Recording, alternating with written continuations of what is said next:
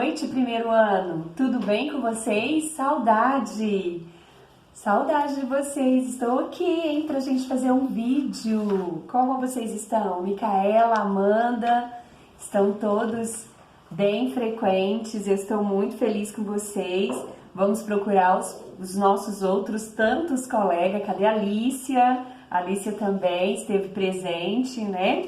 Conosco nessa luta aí desse coronavírus, e a gente precisa vencer essa etapa, né? Precisamos ter nossos conteúdos em dias para a gente seguir em frente, certo? Tá certo? Então vamos lá, hoje a nossa aula é de redação.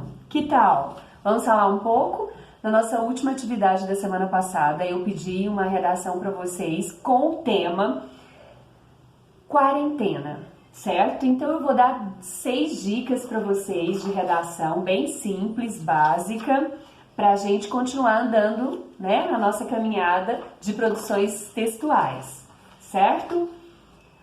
Primeiro tema, não confunda tema com título. Gente, o tema, por exemplo, que eu passei, só um exemplo, né? Não é que ninguém fez isso. O tema foi quarentena. E o título poderia ser Como Conviver Enclausurado, né? Enclausurado quer dizer uma pessoa que está, né, num lugar fechado, sem poder sair, que é a quarentena, né? Quarentena não tem nada a ver com 40 dias, tá? Quarentena quer dizer que você está num local sem precisar sair, você está sadio num local sem precisar sair, né? Ou se você pode não estar sadio também, né? Então não confunda tema com título. E o título você coloca se for pedido ou se vir aquela linha especificando para título, né? Nem sempre, nem todas as redações pedem o título, mas normalmente nas minhas eu peço o título sim, tá? Então o título é uma coisa que você pensa no seu formato inteiro do seu texto e dá um título para ele, como se fosse um nome para o seu texto, né? Com o tema, que é o assunto que você vai abordar na sua redação. Segunda dica, parágrafos. Pessoal, olha a dica do parágrafo. É boba, mas é a mais certa que tem. Por exemplo, tem a linha da margem, né? E você vai deixar 2 dedinhos do início da margem para começar o parágrafo. Professora Lucimar, como que eu mudo de parágrafo? Toda vez que você tem um fato novo dentro do seu assunto, você faz os parágrafos, que é aquele recuo de 2 dedos da margem para começar esse novo assunto que você vai introduzir no seu tema, na sua redação, na sua escrita. Lembrando sempre que precisamos de coesão. Para ligar um parágrafo em outro, precisamos ter coesão. O que é isso, coesão? É o que liga um parágrafo ao outro. A gente costuma dizer, né, que as coesões mais coerentes e que a gente mais usa são mas, porém, contudo, todavia, entretanto, no entanto. Esses são os elos, né? O que vai ligando um parágrafo no outro. E é muito importante, um texto sem parágrafo é um texto cansativo, né? É um texto sem uma estética legal, que é importante a gente também pensar nessa estética, e os parágrafos ajudam muito nisso. Terceira dica, respeitar a margem. Pessoal, vamos respeitar a margem. O que é isso? Você chegar ao final do seu texto, por exemplo, você vai escrevendo, aí chega bem aqui, você deixa um espação até o final e começa na outra linha.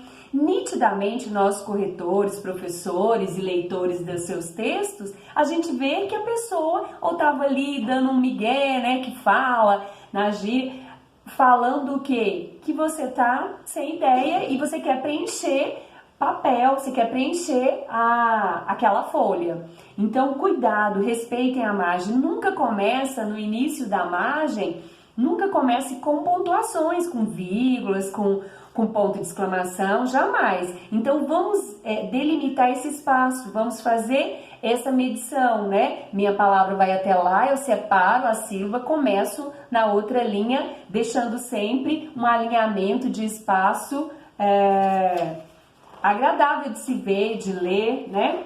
Quarta dica, letra legível. Pessoal, precisamos ter uma letra legível. Você está escrevendo para uma outra pessoa ler e essa outra pessoa ela precisa entender o que você o que você está escrevendo. Senão, ela não vai poder nem corrigir. Por exemplo, muitas pessoas que trocam O com A, não é que troca, pra gente que é leitor, tá achando que tá trocado, mas a pessoa teve uma falha lá na alfabetização com o traçado das letras. Então, precisamos nos atentar a isso, se for o caso, a caligrafia, sim, a caligrafia, por que não, né? A quinta dica é sobre as siglas. O que é isso, sigla? Por exemplo, quando você coloca Ministério Público, aí você coloca um M maiúsculo e um P maiúsculo. Mas a pessoa que está lendo não sabe, de repente, aquela sigla que você está colocando. Então, antes de você chegar na sigla, você sempre coloca o que ela significa. Sempre com as primeiras letras maiúsculas. E aí você coloca, por exemplo, que eu dei, Ministério Público. Aí você coloca Ministério Público com o M maiúsculo e o P maiúsculo e coloca entre parênteses MP. E depois você pode citar, né, depois no restante do texto, o MP sem problema, porque você já deu referência para aquela sigla que você quer colocar, correto?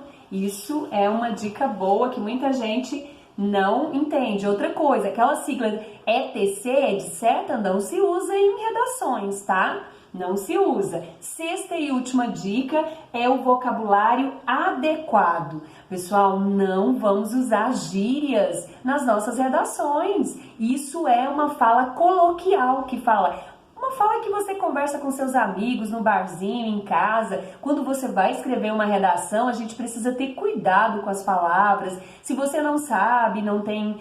Substitui aquela palavra por uma outra. Nunca abrevie palavras, jamais abrevie palavras. Então, com essa mania que a gente tem de escrever pelo WhatsApp, né? E aí a gente abrevia muita coisa, tem muita gíria e a gente acaba trazendo isso para as nossas redações. Não faça isso, tá bom? Senão, olha, vai estar lá sendo corrigida. E num processo seletivo, você pode ficar para trás dos seus concorrentes, tá bom? Vamos fazer então a nossa redação dessa semana. Vou colocar o tema aí agora no grupo, tá?